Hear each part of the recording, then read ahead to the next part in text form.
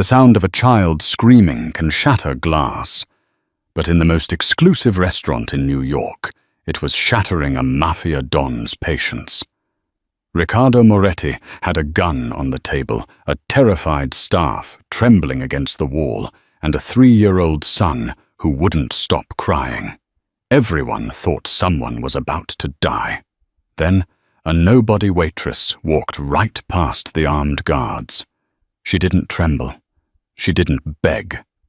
She just picked up the crying boy, looked the most dangerous man in the city in the eye, and delivered 7 words that changed everything. He isn't being a brat. He just needs a mom. What happened next? You won't believe the secret she was hiding. The crystal chandelier at Il Destino vibrated. It wasn't from an earthquake, and it wasn't from the subway rumbling beneath the Manhattan pavement. It was from the lungs of 3-year-old Leo Moretti. The restaurant was silent, save for the child's piercing wails. It was 8:00 p.m. on a Friday prime time. Usually the clinking of silverware against bone china and the low hum of deals being made filled the air. Tonight the air was thick with a terrifying, suffocating tension. At the center table, the king's table, sat Riccardo Rico Moretti. Rico was 32 years old, wore a bespoke Brioni suit that cost more than most people's cars, and had eyes like shattered ice. He was the capo of the Moretti crime family, a man who had dismantled rival syndicates with a fountain pen and a silenced pistol. But right now he looked defeated. "Leo," Rico growled, his voice low and dangerous. "Basta. Enough." No. I want no." Leo screamed, sweeping a plate of untouched truffle risotto off the table. The ceramic shattered loudly against the marble floor. The entire restaurant flinched. The maitre d', a sweating man named Marco, approached with trembling hands. "Mr. Moretti, is everything perhaps a different dish for the young master?" Rico slowly turned his head. The look he gave Marco could have curdled milk. "He doesn't want food, Marco. He wants to torture me. Do I look like a man who knows how to stop a toddler?" Rico ran a hand through his dark hair, gripping the roots. He had been a widower for 6 months. 6 months of hell. 6 months since his wife, Elena, had been gunned down in a drive-by that was meant for him. Since then, Leo hadn't spoken a full sentence. He only screamed. "Get him out of here!" Rico snapped at his head of security, a giant named Dante. Dante reached for the boy. "Come on, little boss." Leo went feral. He bit Dante's hand, drawing blood. Dante recoiled, cursing under his breath. "Damn it!" Rico slammed his hand on the table. The silverware jumped. "Is everyone in my employ incompetent? Silence him, or I shut this place down." The threat hung heavy. Rico wasn't speaking metaphorically. He owned the building. He could burn it down tonight if the mood struck him. In the back corner near the kitchen doors, Clara Vance adjusted her apron. She was 24, with tired eyes and hair pulled back in a messy bun. She had been working a double shift on an empty stomach. She needed this job. She had rent to pay and a past to outrun. "Don't do it, Clara," whispered Sarah, another waitress. "That's the butcher of Brooklyn. If you go over there, you're dead." Clara watched the little boy. She didn't see a brat. She didn't see a Mafia heir. She saw a tiny red-faced human being who was drowning in grief. She saw the way he was clutching his own shirt, gasping for air between sobs. She knew that gasp. She knew that panic. Clara ignored Sarah. She grabbed a glass of warm milk from the service counter, dropped a single cube of sugar into it, and walked onto the floor. "Hey, you!" Marco hissed, trying to grab her arm. "Get back to the kitchen." Clara pulled away and kept walking.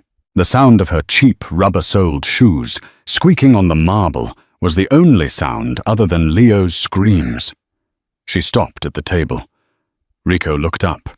His hand hovered near the inside of his jacket, where his sidearm rested. "Who are you?" Clara didn't look at Rico. She looked at Leo. She knelt down, ruining her tights on the wet risotto and broken ceramic. "Hey there," she said softly. Her voice wasn't high-pitched or patronizing.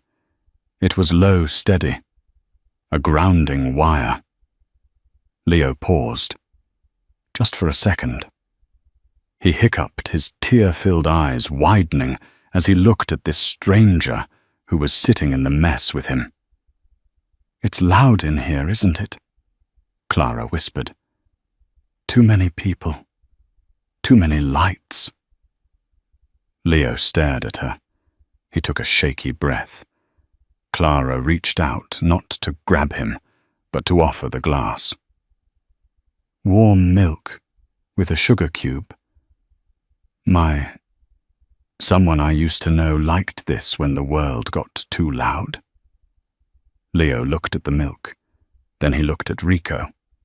Then back at Clara. Slowly the boy's tiny hands reached out. He took the glass. He brought it to his lips and took a sip. The screaming stopped. The silence that followed was heavier than the noise. Clara reached into her apron pocket and pulled out a simple white napkin. She gently wiped the tears and snot from his face. "There," she said, smoothing his hair back. "You're okay. You're safe." Leo leaned into her touch. His eyes drooped. Within 30 seconds, the adrenaline crash hit him. He slumped forward, resting his head on Clara's shoulder, right there on the restaurant floor. Rico Moretti sat frozen. He stared at his son. The son who hadn't slept through the night in half a year, curled up against a waitress who smelled like dish soap and vanilla. Rico looked at Clara. For the first time, he really looked at her.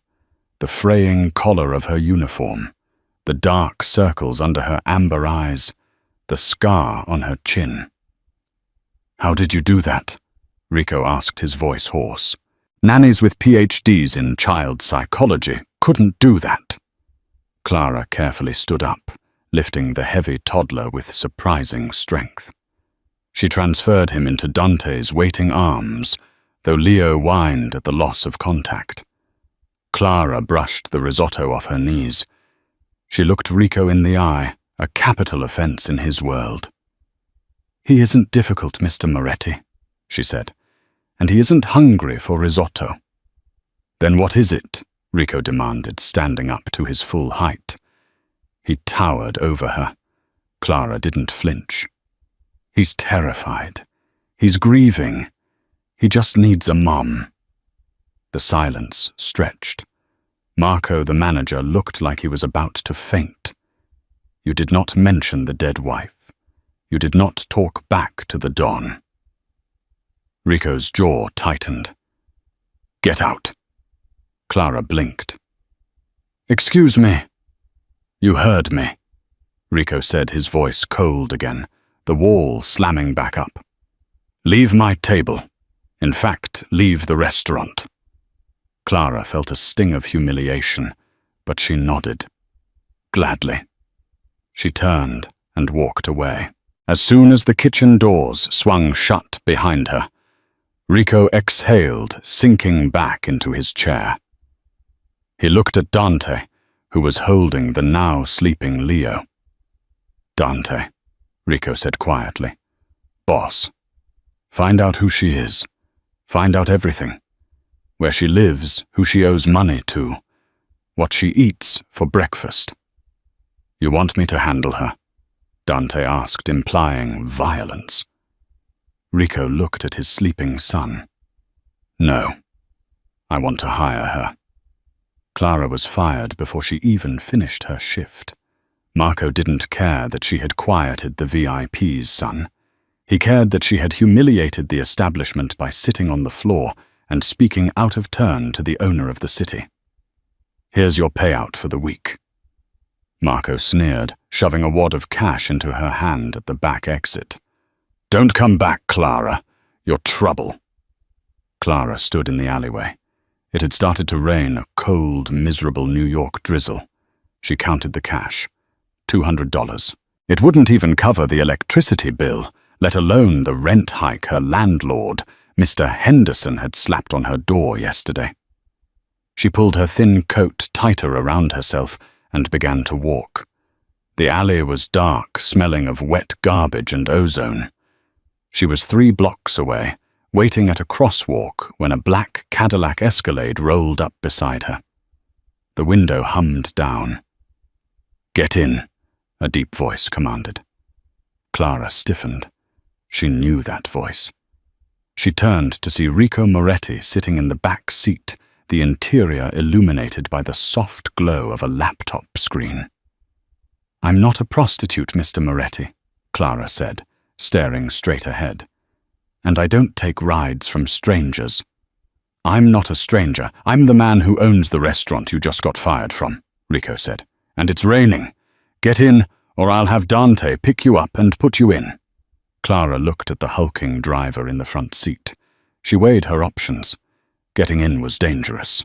Walking home and getting evicted was certain doom. She opened the door and slid onto the leather seat. It was warm inside. It smelled of expensive cologne and leather. "Seatbelt," Rico said. "Where are you taking me?"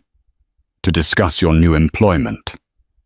Clara laughed, a dry, humorless sound. "I'm a waitress, Mr. Moretti, unless you need someone to serve risotto to your enemies. I don't see what use I am to the Mafia." Rico turned to her. In the streetlights passing by, his face was sharp, angular, and incredibly tired. "I don't need a waitress," he said. "I need a wife." Clara choked on air. "Excuse me." Rico tapped a file folder on the seat between them. "Clara Vance, age 24, born in Chicago. No living family. Dropped out of nursing school 3 years ago. Moved to New York to start over. Currently 2 months behind on rent at a studio apartment in Queens." Clara felt a chill that had nothing to do with the rain. "You stalked me." "I vetted you. There's a difference." Rico opened the file. "My son Leo. He hasn't connected with anyone since Elena died. Tonight was the first time he stopped crying without sedatives or exhaustion taking over." "So you want a nanny?" Clara said. "No, I have enemies, Clara. The Salvi family is circling like vultures. They think I'm weak because I'm a grieving widower with an uncontrollable child. They think my house is in chaos." Rico closed the file. "I need to show them stability. I need to show them I have moved on. I need a fiancé to appear at the upcoming peace summit in 2 weeks. And Leo needs... he needs whatever it is you did tonight." "This is insane," Clara whispered. "I can't pretend to be a mob wife."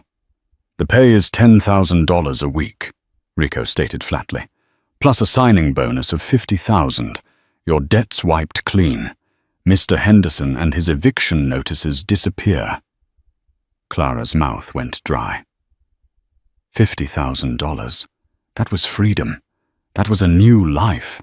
"And if I refuse, then you get out of the car," Rico said, "and you go back to your life. I won't harm you. I'm not a monster despite what the papers say." "But Leo..." Rico looked out the window. "Leo will wake up screaming again tonight." Clara looked at the powerful man, who suddenly looked very small. She thought of the little boy with the terrified eyes. She thought of the empty crib she had left behind in Chicago, the secret she kept locked away in the deepest part of her heart, the reason she knew how to stop a crying child. "What are the rules?" Clara asked softly. Rico looked back at her, his eyes dark. You live in my house. You care for Leo. You wear the ring. You smile at the cameras. But you do not ask about my business. You do not go into the basement. And you never, ever fall in love with me. Clara met his gaze. That won't be a problem, Mr. Moretti. I don't believe in love anymore. Rico extended his hand. Then we have a deal. Clara shook it. His skin was rough, his grip firm. Drive, Dante, Rico said. The car sped up, heading toward the bridges, toward the sprawling estates of Long Island. Clara watched the city lights fade. She had just sold her soul to the devil to save a child. She had no idea that the devil was the only one who could save her from what was coming. The Moretti estate was less of a home and more of a fortress. High stone walls, topped with razor-wire cameras, pivoting on every corner, and men with bulges under their jackets patrolling the grounds. When the Escalade pulled up, the front doors opened to reveal a grand foyer that was cold and pristine. It felt like a museum, not a place where a child lived. Your room is in the East Wing, Rico said, stepping out of the car. Leo's room is adjoining. My room is down the hall. Stay out of the West Wing. That is my office, and, he paused, just stay out. Clara was shown to her room by a housekeeper named Maria, who looked at her with a mixture of pity and suspicion. The room was larger than Clara's entire apartment. A silk dress was laid out on the bed. Mr. Moretti expects you at breakfast at 7:20 a.m. sharp, Maria said. Don't be late. That night, Clara couldn't sleep. The silence of the house was oppressive. Around 2:00 a.m., she heard it again. The screaming. She bolted out of bed, running barefoot into the hallway. She pushed open the door to Leo's room. Leo was standing in his crib, thrashing against the wooden bars, his face purple with exertion. Mama! Mama! Rico was already there, trying to hold him, but Leo was pushing him away, scratching at Rico's chest. Leo, please! Rico was pleading, sounding exhausted. Clara didn't hesitate. She stepped into the room. Let me. Rico looked up, startled. He was shirtless, revealing a tapestry of scars across his torso, knife wounds, bullet grazes. Clara forced herself to look at his face, not his body. He doesn't want me, Rico said bitterly, stepping back. Clara approached the crib. She didn't pick Leo up immediately. She started to hum, a low, melancholic tune. Lavender's blue dilly-dilly, lavender's green. Leo froze. His head snapped toward her. Hi, Leo, Clara whispered. Bad dreams. She lowered the crib rail and lifted him. He was hot, sweaty. She carried him to the rocking chair by the window. She sat down, rocking back and forth, continuing to hum. Rico stood in the doorway, watching. He leaned against the frame, crossing his arms. The moonlight washed over them. For a moment, the dangerous Don looked like just a man watching his family. But they weren't his family. She was a stranger. Where did you learn that song? Rico asked softly once Leo's breathing had evened out. Clara kept rocking. My mother used to sing it. You have a magic touch, Clara. It's not magic, Clara said, her voice tight. It's grief. I know what it feels like to wake up looking for someone who isn't there. Rico walked into the room. He stopped a foot away from the chair. The tension between them shifted. It wasn't hostile anymore. It was charged with something else. A shared understanding of pain. What happened to you, Clara? Clara looked up at him. That wasn't in the file, Mr. Moretti. You pay me to be a mother to him.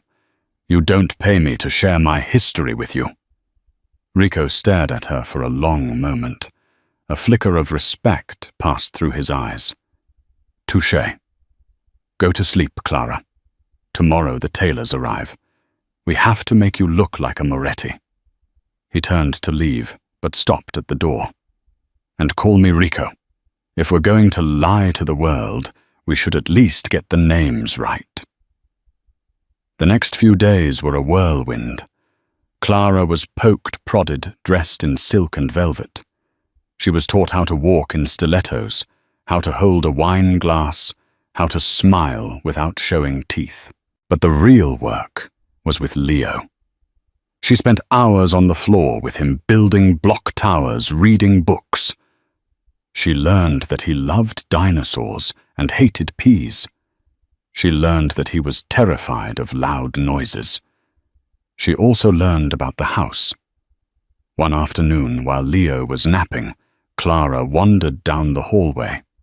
She found herself near the west wing. The door was heavy oak, slightly ajar. She knew the rules. Stay out. But curiosity was a dangerous thing. She pushed the door open. It was a study. Dark wood leather books. But on the wall was a massive painting of a woman. She was breathtakingly beautiful with dark hair and Rico's eyes. Elena. Under the painting was a shrine.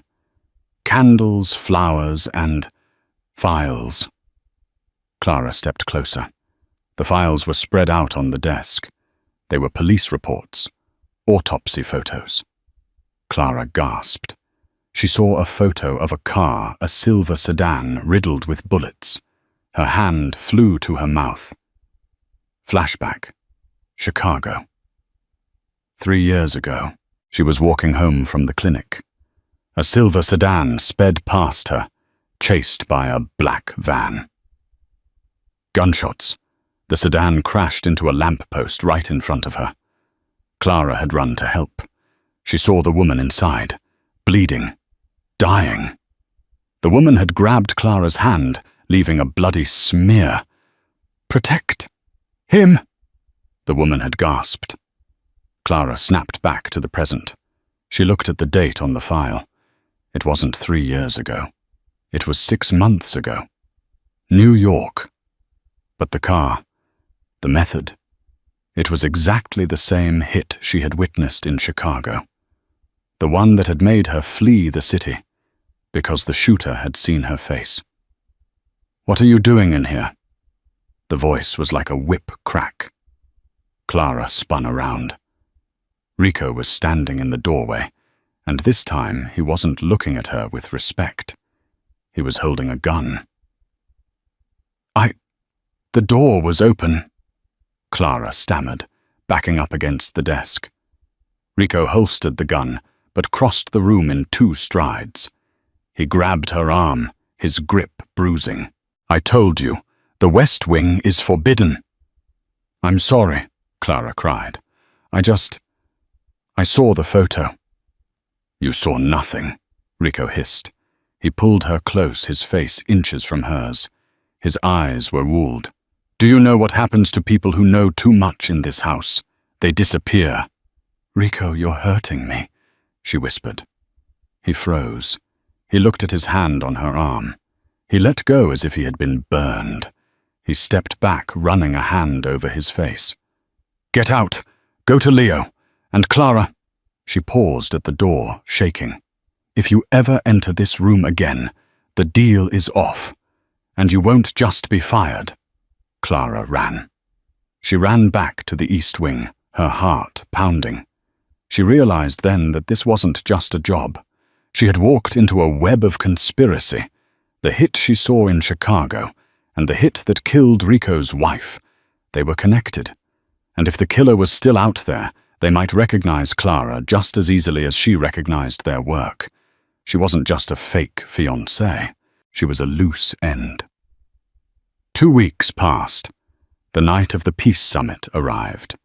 The Moretti estate was transformed. The fortress became a ballroom. String quartets played champagne, flowed, and the most dangerous criminals in America gathered in tuxedos. Clara wore a dress of emerald green satin that hugged every curve. A diamond necklace, Rico's mother's, rested at her throat. "You look—" Rico paused as she walked down the stairs. He cleared his throat. "Adequate." "High praise from the Don," Clara quipped, though her stomach was in knots. "Stay close to me," Rico murmured, offering his arm. "Tonight we meet Don Salvi. He is the one who ordered the hit on my wife. I can't prove it yet, but I know. If he killed her, why are we having dinner with him? Because in this world you keep your friends close and your enemies within stabbing distance." They entered the ballroom. All eyes turned to them, the butcher of Brooklyn and his mystery woman. "Smile," Rico whispered. He placed a possessive hand on her lower back. His touch was hot through the silk. A man approached them. He was older, with silver hair and a smile that didn't reach his eyes. Don Salvi. "Ricardo," Salvi boomed, "and this must be the lady who tamed the beast." "Clara," Rico said. "This is Don Salvi." Clara extended her hand. "A pleasure." Salvi kissed her knuckles. His lips were cold. "Charmed. You know you look familiar, my dear. Have we met?" Clara's heart stopped. "I don't think so. I'm from the Midwest." "Ah, a country girl." Salvi chuckled. He turned to the man standing behind him. "Meet my new underboss, Luca." Clara looked at Luca. He was a man in his 30s, handsome in a cruel way. He reached out to shake her hand. As his sleeve rode up, Clara saw it. A tattoo on his wrist. A snake eating its own tail. The Ouroboros. Clara's vision blurred. The noise of the party faded. Flashback, Chicago. The gunman stepping out of the black van. He raised the pistol. The street lamp caught his wrist. The snake tattoo. It was him. Luca was the man who had killed the woman in Chicago, and if Rico suspected Salvi's men killed his wife using the same method, Luca was a professional hitman. A cleaner. Clara pulled her hand away too quickly. "Nice to meet you." Luca narrowed his eyes. He tilted his head, studying her face. "You seem nervous, Signora." "Just overwhelmed," Clara managed to say. "Rico, could I get some air?" Rico sensed her panic. He tightened his grip on her waist. "Of course, darling." He led her to the balcony. As soon as the glass doors closed, he spun her around. "What is it you're shaking?" "Rico," Clara gasped, clutching his lapels. "That man, Luca." "What about him? He's the one?" "The one what?" "The one I saw in Chicago, 3 years ago. I witnessed a murder, Rico. A woman was shot in her car. I saw the shooter. I saw his tattoo. A snake eating its tail." Rico went rigid. "Luca has that tattoo." "Yes, he's the killer. And if he's here—" "Rico, he works for Salvi." Rico's eyes turned murderous. "Salvi didn't just kill Elena. He's been running a hit squad across the country." "He recognized me," Clara whispered. "I saw it in his eyes. He knows I'm the witness who got away." Suddenly, the balcony door opened. "Ricardo!" a voice called out. It was Marco, the restaurant manager, who was helping cater the event. But Marco looked pale. He had a gun pressed to his back.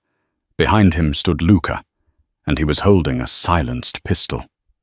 "I thought I knew you," Luca said, stepping onto the balcony and sliding the door shut, locking it. "The little nurse from Chicago. You have 9 lives, sweetheart." Rico stepped in front of Clara. Luca, you're making a mistake. The mistake was missing her 3 years ago. Luca grinned. Don Salvi sends his regards, Rico. He figures if he kills your new fiancée the same way he killed the first one, you'll finally break. Rico didn't move. You think you can kill us both and walk out of here? Who's going to stop me? Your men are drinking my wine. And Dante is currently taking a nap in the pantry with a knife in his throat. Rico's face fell. Dante was dead. Clara, Rico said, his voice terrifyingly calm. When I move, you run. Jump off the balcony. What, it's 20 feet. Better a broken leg than a bullet in the head. So romantic, Luca sneered. He raised the gun. Rico exploded into motion. He didn't go for his own gun. He lunged at Marco, shoving the manager into Luca. Thwip! A silenced shot went wild, shattering the glass door. Run! Rico roared, tackling Luca. Clara scrambled over the stone railing. She looked down. Dark bushes below. She didn't think.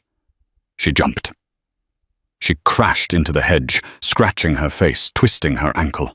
Pain shot up her leg, but she scrambled up. Gunshots rang out from the balcony above. Loud ones now. Rico was fighting back. Clara limped toward the main house, screaming for help. But then she stopped. Leo, if Luca was here, if Salvi was making a move, they wouldn't just target Rico. They would target the air. Clara forgot her ankle. She forgot the pain. She turned and ran toward the back of the house, toward the trellis that led to the nursery window. She had to get to the boy. Because she wasn't just his nanny anymore. She was the only mum he had left. The pain in Clara's ankle was a living thing. It was a hot, jagged spike that drove up her leg with every limping step she took across the wet lawn. The rain had turned into a torrential downpour, masking the sounds of the chaotic gunfight erupting inside the mansion. Clara didn't look back at the balcony where she had left Rico. She couldn't. If he was dead, she would mourn him later. If he was alive, he was fighting a war. Her war was upstairs in the nursery. She reached the base of the east wing. The trellis covered in thick, thorny ivy stretched up to the second-floor window, Leo's room. "Come on," she whispered to herself, her teeth chattering from the cold and shock. "Come on, Clara." She kicked off her remaining stiletto. Barefoot, she stepped onto the wooden lattice. The first step made her scream, silently biting her lip until she tasted iron. Her twisted ankle throbbed violently, threatening to give way. She dragged her weight up with her arms, her fingers digging into the wet wood and thorns. The silk of her emerald dress tore, snagging on the rough vines. She didn't care. 1 rung. 2 rungs. Don't look down.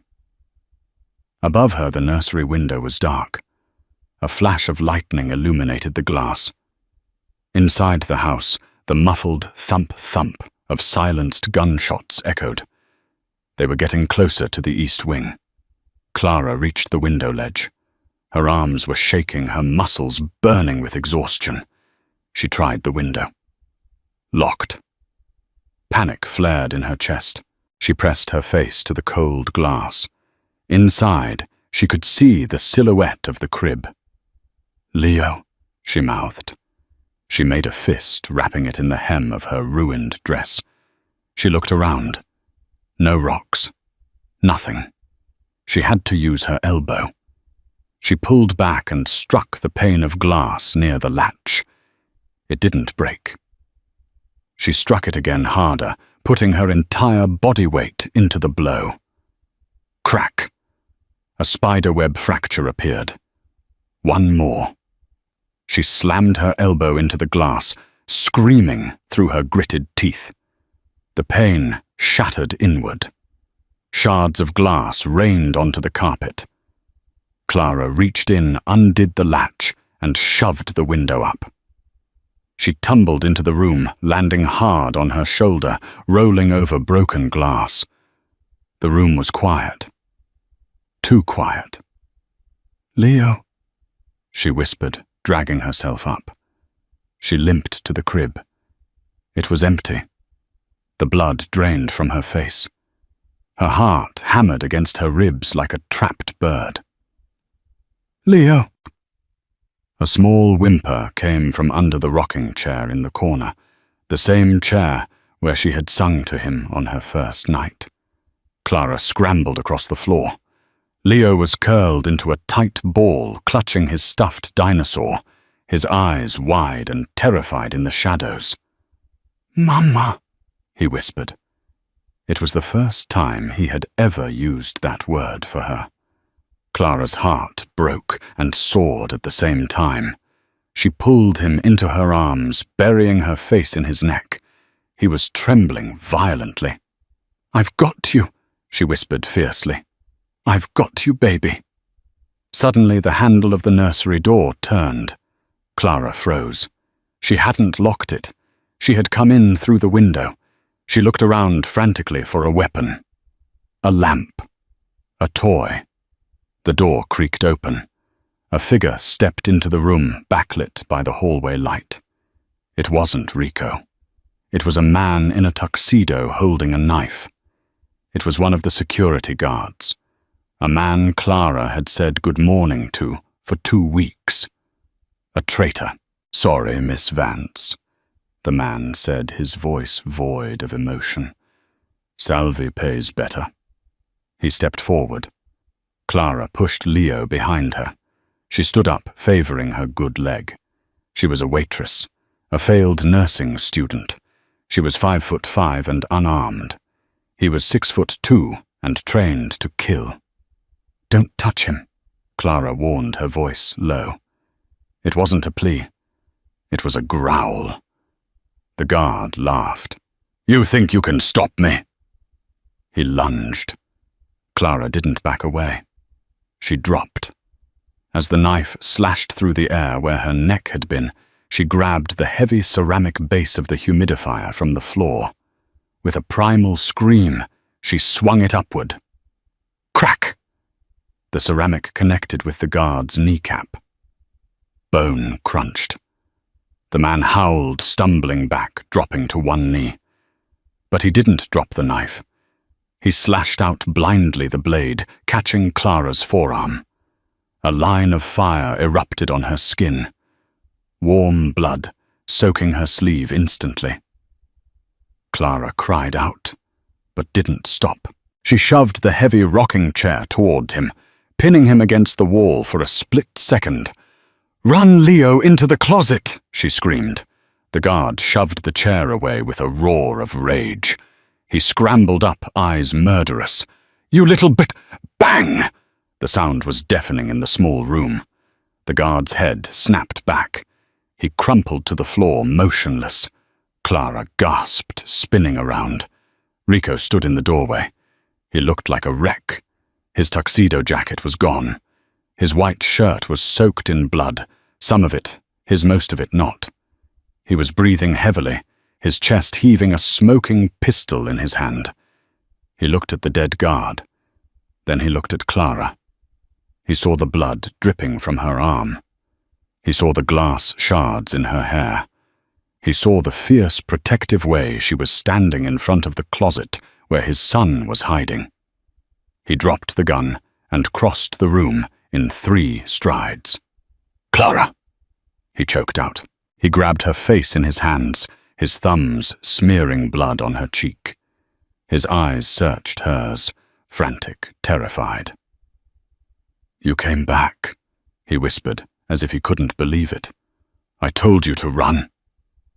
"I couldn't leave him," Clara sobbed, the adrenaline finally crashing. "He was alone." Rico pulled her into his chest, hugging her so tight it hurt. For a second, he wasn't the Don. He was just a man who had almost lost everything. "Boss?" A voice shouted from the hallway. Rico pulled back, his face hardening instantly. It was his loyal lieutenant, a young man named Rocco.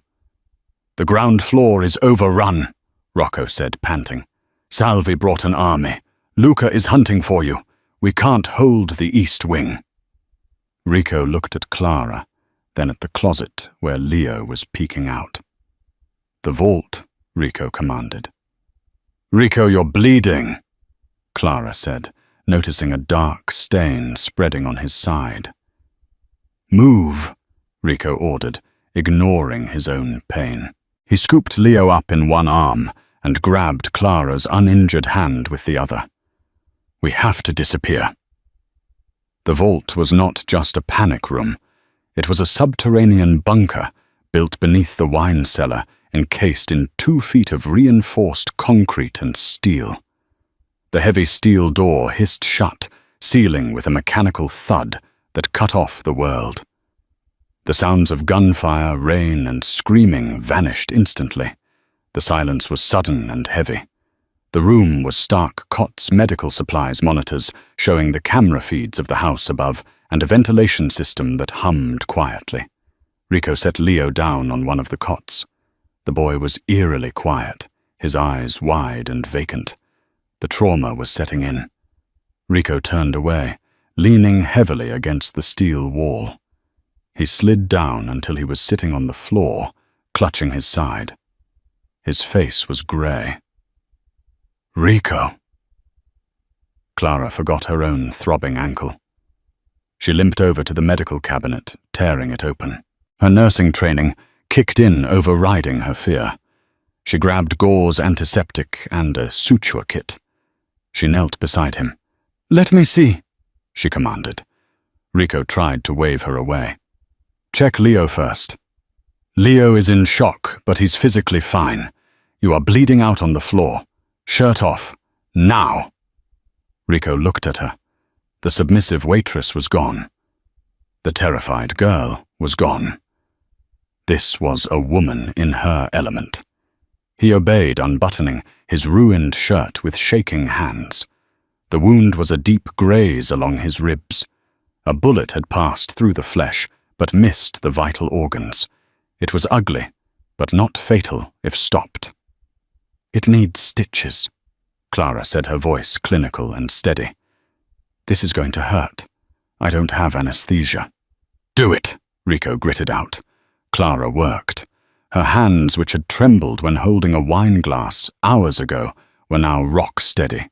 She cleaned the wound, ignoring Rico's sharp intake of breath. She threaded the needle. As she stitched his skin, the intimacy of the moment settled over them. They were inches apart. She could smell the gunpowder and rain on him. He could smell the sweat and terror on her. "Why?" Rico asked, his voice rough. He was watching her face, studying the way her brow furrowed in concentration. Clara didn't look up. "Why what? Why did you come back? You had a way out. You could have disappeared into the night. You know what Salvi does to people. Why risk dying for a child who isn't yours?" Clara tied the final knot and snipped the thread. She taped the gauze over the wound. Only then did she sit back, resting against the cold wall next to him. She looked across the room at Leo, who had curled up with a blanket and finally fallen asleep. "Because I know what it's like to be him," Clara said softly. "And I know what it's like to be the one left behind." Rico turned his head to look at her. "Tell me." Clara took a deep breath. She pulled her knees to her chest. "I didn't just drop out of nursing school because of money, Rico. I dropped out because I was pregnant." Rico went still. "I had a daughter," Clara whispered. Tears welled in her eyes, but they didn't fall. "Her name was Mia.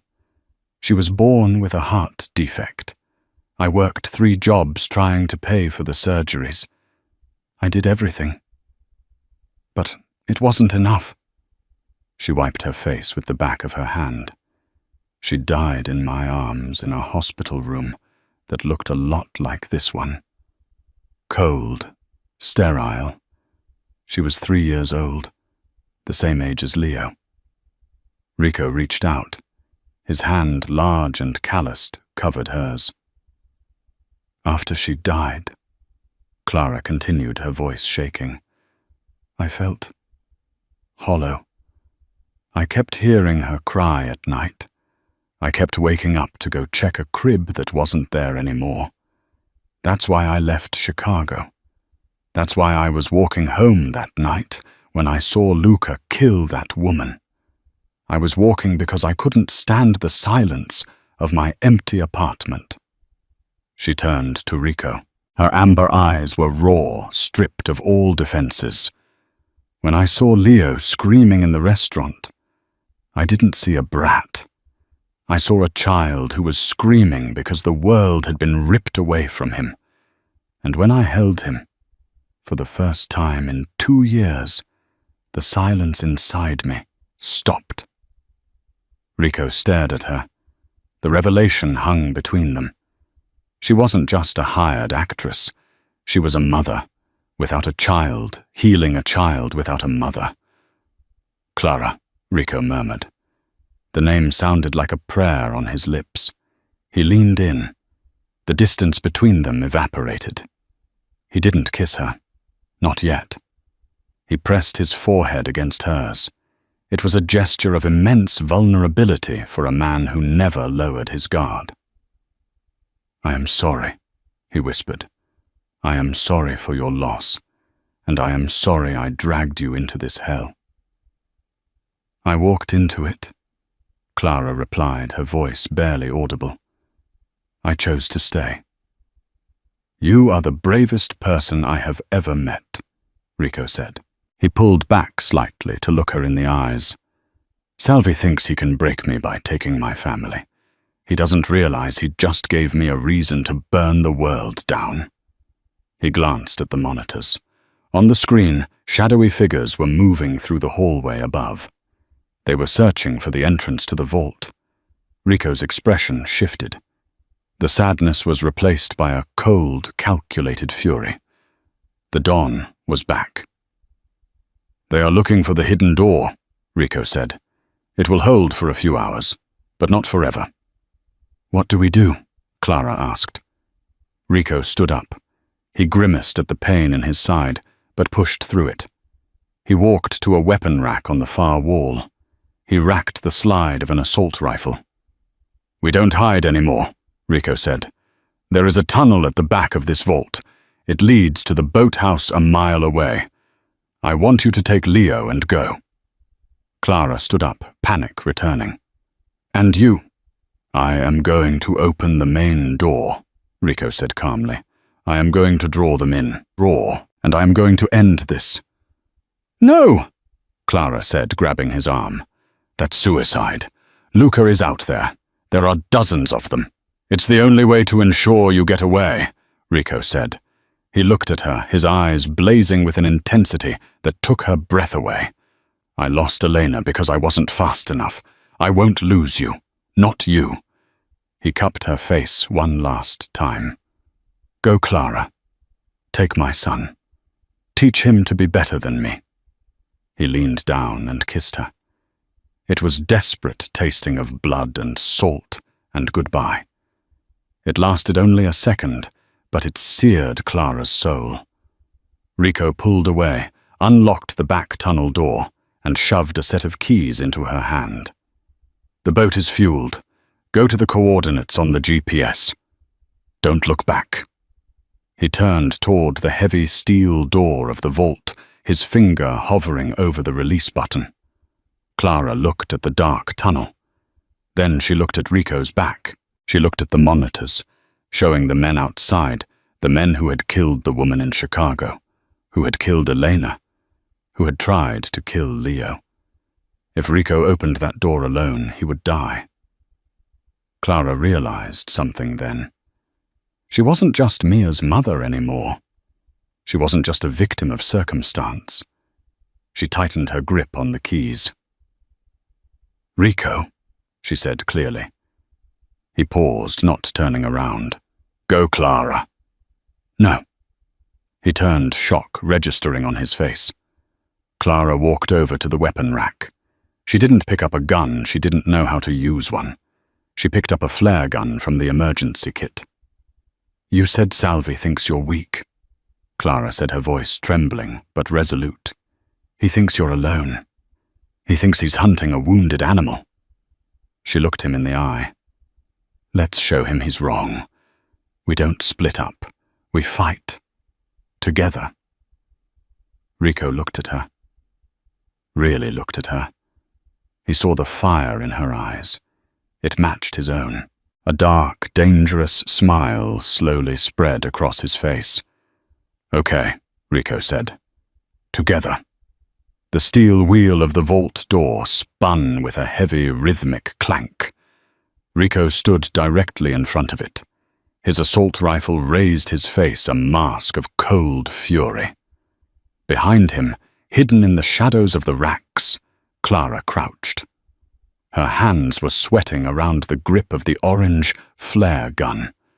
She had locked Leo in the escape tunnel with a flashlight and his dinosaur. Count to 1,000, she had told him. Like a game of hide and seek. The vault door hissed. The seal broke. Rico didn't wait. He kicked the heavy door outward.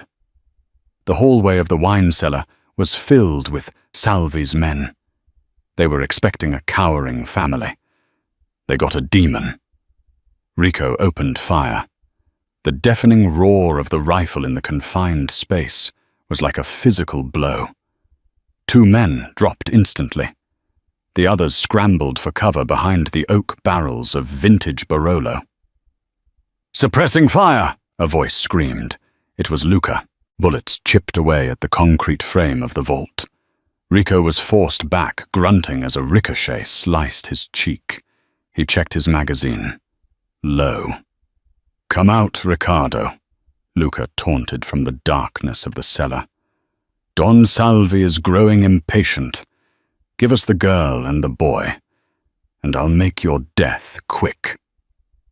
Rico looked back at Clara. He signaled with 2 fingers. 2 left, plus Luca.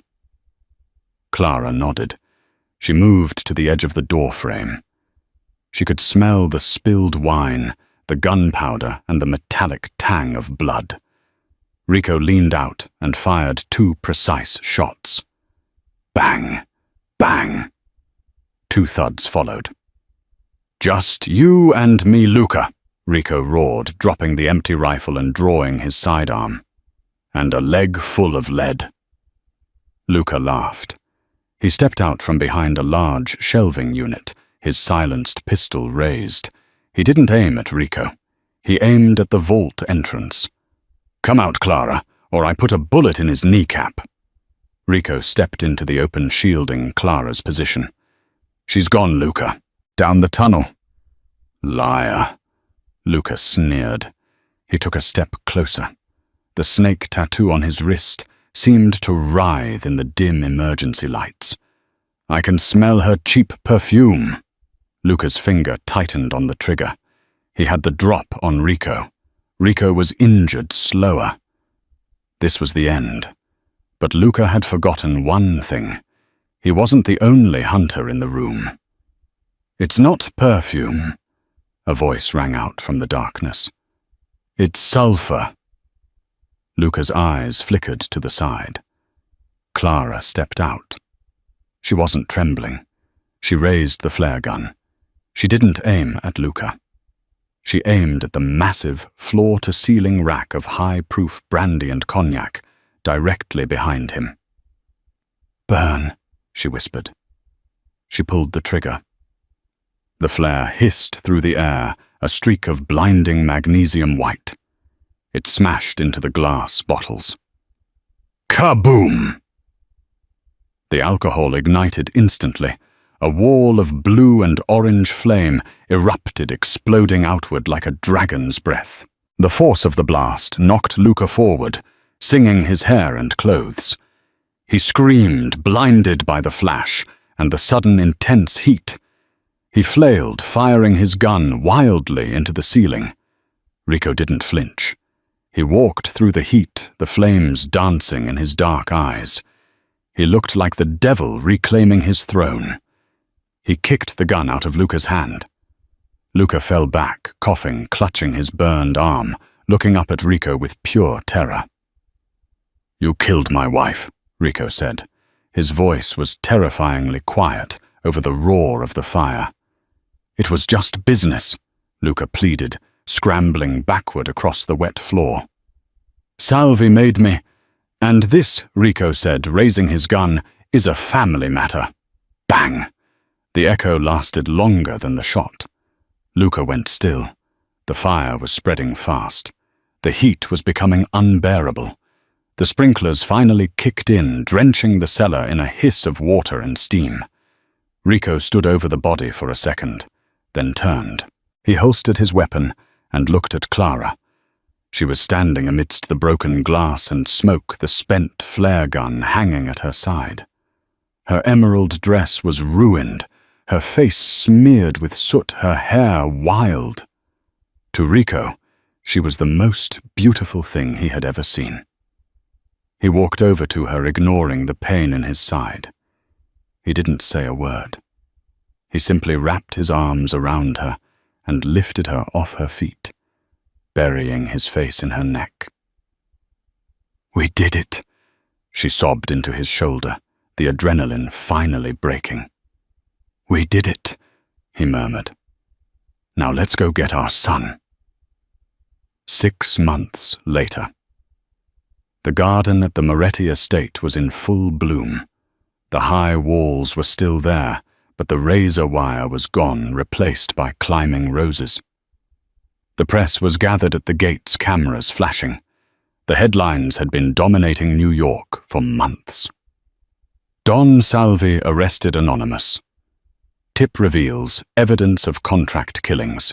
The evidence, of course, had been provided by a certain anonymous source who knew exactly where Salvi buried his secrets. But inside the walls, it was quiet. Clara sat on the patio watching Leo chase a golden retriever puppy across the grass. He was laughing, a loud, belly-shaking sound that still made Clara's heart skip a beat every time she heard it. "He looks happy," a voice said. Clara looked up. Rico stood there. He wasn't wearing a suit. He was wearing jeans and a white t-shirt, looking younger, lighter. The darkness that had shrouded him for so long had lifted. "He is happy." Clara smiled. "He slept through the night all week." "And you?" Rico asked, sitting down next to her. He took her hand, his thumb tracing the diamond ring on her finger. The fake ring. "I'm waiting," Clara said. "Waiting for what?" "For my contract to expire," she teased gently. 6 months. That was the deal. The peace summit is over. Salvi is gone. You don't need a fake fiancé anymore." Rico went quiet. He looked at Leo, then back at Clara. He reached into his pocket and pulled out a small velvet box. "You're right," Rico said. "I don't need a fake fiancé." He opened the box. Inside wasn't a diamond the size of a skating rink. It was a simple, elegant band with a sapphire, the color of the dress she wore the night she saved his life. "I need a real one," Rico said, his voice thick with emotion. "I don't want you to stay because of a contract, Clara. I want you to stay because I can't hear the music without you. You brought the melody back to this house." Clara looked at the ring, then at the man who had walked through fire for her. "I'm not easy, Rico," she warned, tears pricking her eyes. "I have baggage. I have scars." "Good." Rico smiled, leaning in. "So do I. We match." He slid the ring onto her finger. It fit perfectly. "Mummy, Daddy, look!" Leo shouted from the lawn, holding up a stick he had found. Clara froze. It was the first time Leo had called Rico Daddy in a year. and the first time he had ever called her Mommy in the daylight. Rico's eyes shone. He kissed Clara deep and slow, sealing a promise that was stronger than any Mafia oath. "Coming, Leo," Clara called out, laughing through her tears. She stood up, hand in hand with the most dangerous man in New York, and ran toward the little boy who had brought them together. The scream at the restaurant had started it all, but the laughter in the garden was how it ended. And that is the end of the Don's lullaby. From a crying toddler in a restaurant to a blazing showdown in a wine cellar. Clara and Rico's journey proves that sometimes the hardest people to love are the ones who need it the most. I want to know what you think. Did Rico deserve a second chance? And was Clara right to use that flare gun? Let me know in the comments if this story tugged at your heartstrings or kept you on the edge of your seat. Please give this video a huge thumbs up. It helps the channel so much. And if you haven't already, hit that subscribe button and ring the bell so you never miss a new story. I have a new romance thriller coming next week that involves a runaway bride and a grumpy bodyguard, and you do not want to miss it. Thanks for listening, and remember, sometimes a scream is just a cry for help.